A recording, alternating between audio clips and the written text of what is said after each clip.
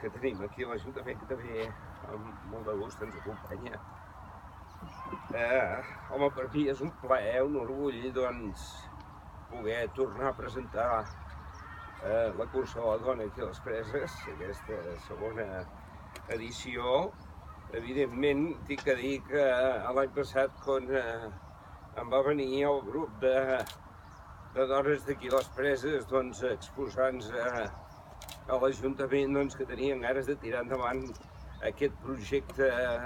No m'hi vaig pensar dues vegades. Crec que primer la iniciativa és importantíssima de que es mogui, doncs, tot el col·lectiu de dones en un moment tan important com aquest, però també com a moviment per la fita aquesta tan important que és recaptar fons pel càncer de mama, i que aquí, doncs, ja l'any passat es va fer aquesta important aportació de 7.000 euros, doncs, a Oncolliga, que evidentment molts diners mai en són prou. Sembla que no m'ho coneix. No, és molt important. Però és molt important, exacte. Per tant, ostres, fantàstic que tinguem la segona edició. Jo estic segur, i ara en parlàvem abans de començar, que repetirem i potser millorarem l'èxit de l'any passat, que tindrem més gent, més dones al carrer, que gent que tenim aquí al poble de les Preses, sensats.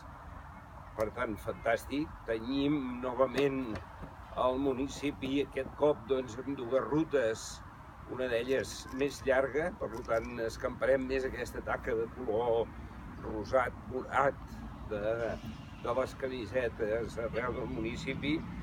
I jo només em queda dir que agrair, doncs, aquesta iniciativa, la LOBE i tot el seu equip, a l'equip de col·laboradores i col·laboradors que aquell dia, doncs, participaran en tota l'organització d'aquesta prova.